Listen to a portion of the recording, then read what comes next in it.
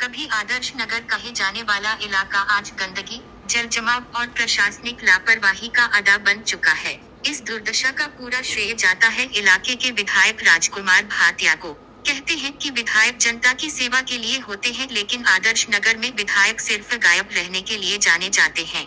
नजर नहीं आते, काम नहीं करते, लेकिन जब वोट मांगने की बारी आती है तो सबसे आगे। हर गली में कूड़े के ढेर लगे हैं।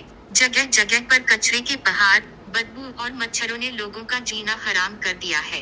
क्या ये राजधानी दिल्ली का हिस्सा है या किसी उपेक्षित गांव की तस्वीर? बिजली के खंभों से लटकती तारें मौत को दावत दे रही हैं।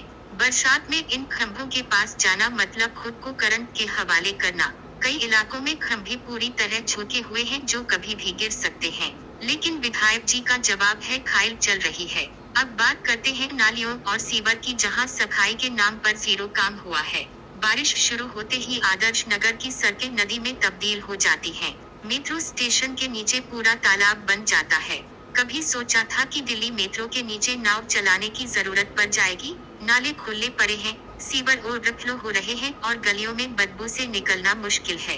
बच्चे स्कूल जाने से डरते हैं, महिलाएं गिरने के डर से घर से निकलना छोड़ चुकी हैं और बुजुर्ग हर बार दुआ करके ही बाहर कदम रखते हैं कि कहीं पैर नाले में न पड़ जाए। अब सवाल ये उठता है कि विधायक राजकुमार भाटिया को क्या इस हालत की जानकारी नहीं है या फिर वो जानबूझकर आंखें मूंदे बैठे हैं।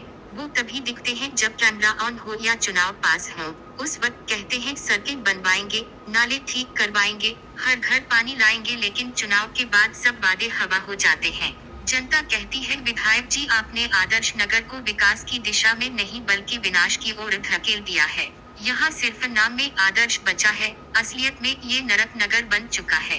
लोग कह रहे हैं काम में जीरो, प्रचार में हीरो, वादों में उस्ताद और जमीन पर फेल। सोशल मीडिया खोलिए तो हर पोस्ट में सिर्फ शिकायतें हैं।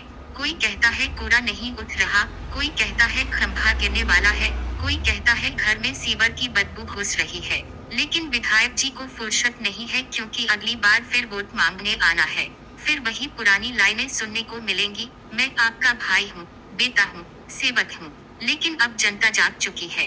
अब लोग कह रहे हैं भाषण नहीं समाधान चाहिए, पोस्टर नहीं प्रदर्शन चाहिए, झूठ नहीं हकीकत चाहिए। विकास सिर्फ वादों में नहीं बल्कि सड़कों, नालियों और बिजली में दिखना चाहिए। राजकुमार भाटिया जी, अब जनता आपके भाषण नहीं बल्कि आपके कर्म देख रही है।